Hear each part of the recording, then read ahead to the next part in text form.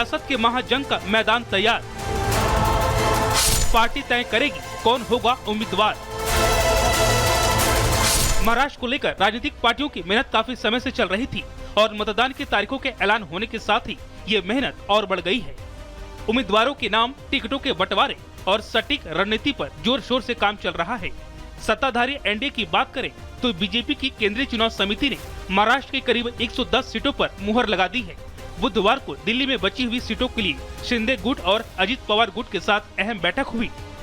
BJP सूत्रों के मुताबिक बीजेपी ने केंद्रीय चुनाव समिति की बैठक में अपने हिस्से की सीटों पर ही उम्मीदवारों के नाम तय किए हैं। सीईसी ने बाकी बची हुई सीटों पर उम्मीदवारों के नाम तय करने का जिम्मा बीजेपी अध्यक्ष के ऊपर सौंपा है। बाकी सीटों पर उम्मीदवारों के नाम तय करने के लिए अब दोबारा सीईसी की मीटिंग नहीं होगी, बल्कि सीटों पर गठबंधन के साथियों शिवसेना, शिंदे और एनसीपी अजित पवार के साथ सीटों के बंटवारे के बाद उम्मीदवार तय करेगी। बीजेपी अपने बाकी के बचे उम्मीदवारों के नामों को सहयोगी दलों से सीट बंटवारे के बाद तय करेगी।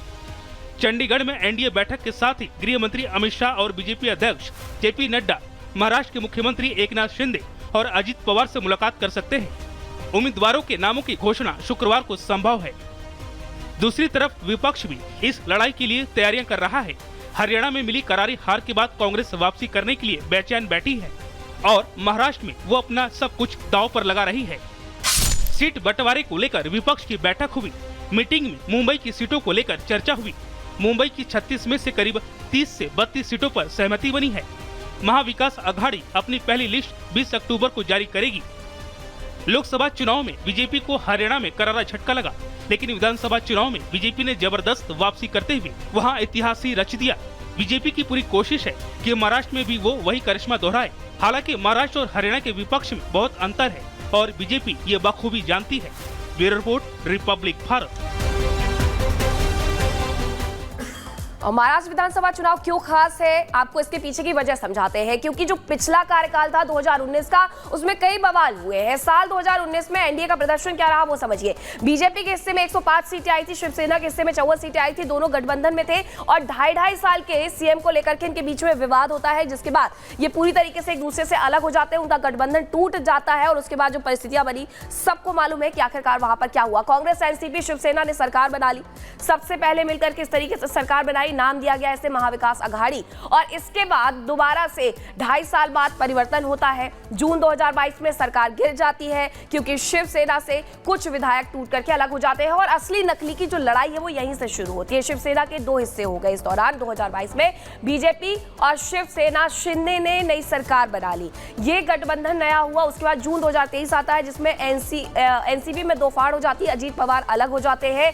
शरद पवार, अजीत पवार के बीच में टूट देखने को मिलती है। अजीत पवार अपनी एनसीपी को सही बताते हैं। बाकी नेताओं के साथ अजीत पवार सरकार में शामिल हो जाते हैं, यानी कि महायुति, जो अब उन्होंने एक नया नाम दिया है, उसमें जाकर के वो शामिल हो जाते हैं। अब ऐसे में जब 5 साल बाद चुनाव हो रहे हैं तो कहीं ना कहीं असली नकली की लड़ाई के साथ साथ ये भी देखना होगा किसमें कितना है दम। और अब खबरों में आगे बढ़ते हैं, बात करेंगे बहराइच की, क्योंकि बहराइच से खबर सामने आई। रात 12 बजे इंटरनेट सेवा दोबारा से बहाल हो गई।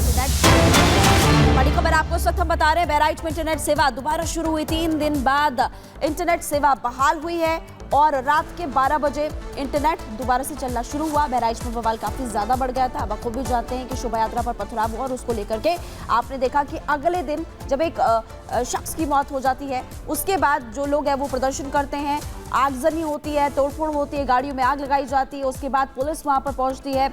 एडीजी लॉ एंड ऑर्डर को खुद मौके पर पहुंचना पड़ता है। ये कुछ तस्वीरें तब की हम आपको दिखा रहे, जब बवाल बहुत ज्यादा बढ़ गया था। रिपब्लिक भारत की टीम उस वक्त ग्राउंड पर ही मौजूद थी। बहराइच हिंसा पर पुलिस का एक्शन तेज इस वक्त देखने को मिल रहा है। मुख्य आरोपी सरफराज की तलाश भी तेज हो गई है, क्योंकि खबर मिल रही है वो नेपाल भाग गया है। ऐसी खबरें सामने आ रही है। बॉर्डर एरियाज पर लगातार सुरक्षा बल डटे हुए हैं और अब 3 दिन बाद इंटरनेट सेवा शुरू हुई।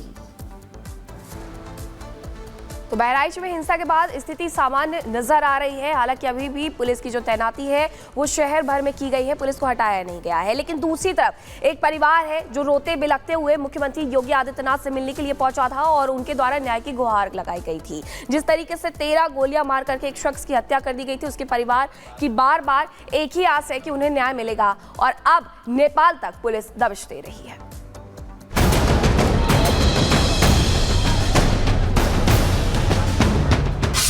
बहराइच के गुनहगार नेपाल फरार। मिलेगा इंसाफ, गुनाह नहीं होगा माफ। बहराइच में रामगोपाल से बर्बरता करने वाले गुनहगारों की तलाश अब तक जारी है। पीड़ित परिवार सिर्फ एक ही मांग कर रहा है और वो है इंसाफ, इंसाफ और इंसाफ। पुलिस ने 50 से ज्यादा गिरफ्तारियां की हैं, लेकिन जिनके हाथ रामगोपाल के खून से रंगे हुए हैं वो आखिर है कहां? बर्बरता की हर हद को पार करने वाले आखिर किस बिल में छिपे हैं? खबर है कि आरोपी अब्दुल हामिद नेपाल भाग गया है। यही नहीं, उसके दोनों बेटे सरफराज उर्फ सलाम और फहीम भी अभी तक पुलिस की गिरफ्त से दूर है। कहा जा रहा है कि तीनों ही नामजद आरोपी नेपाल भाग गए हैं। नेपाल तो हमारा मित्र देश है। नेपाल से आने में ज़्यादा दिन नहीं लगेगा अगर नेपाल में होगा। और कार्रवाई के लिए अब आप सरकार कितना और प्रशासन कितना मुस्तैद है, इससे आप अंदाज़ा लगा सकते हैं कि एसटीएफ के चीफ, एडीजी लाइन ऑर्डर, गृह सचिव यहीं कैंप किए हैं कल तक के। तो आप उसकी ग्रेविटी को जान सकते हैं कि सरकार कितना संवेदनशील है इसको वर्कआउट करने में। और आप अभी हैं, बहुत जल्द ही ये खुलासा होगा और कड़ी से कड़ी कार्रवाई को आप देखेंगे। बहराइच हिंसा पर बुधवार को दिल दहला देने वाला सच सामने आया।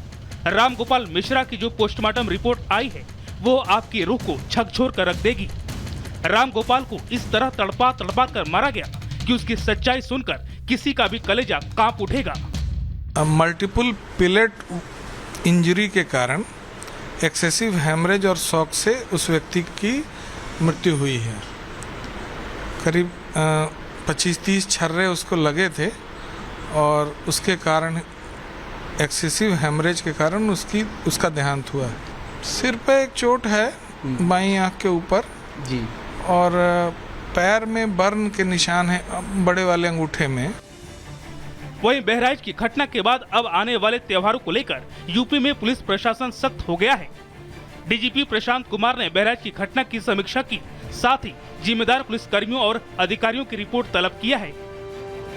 उन्होंने आगामी त्योहारों पर कानून व्यवस्था बनाए रखने के निर्देश दिए हैं और साफ साफ कहा है कि लापरवाही पर जिम्मेदार अफसरों पर एक्शन होगा। बहराइच के गुनहगारों की तलाश में अब योगी सरकार क्या एक्शन लेती है ये देखना होगा। जहां एक परिवार न्याय का इंतजार कर रहा है, वहीं राज्य में कानून व्यवस्था को लेकर भी एक पुख्ता संदेश दिया जाना भी जरूरी है। Bureau report, Republic Bharat.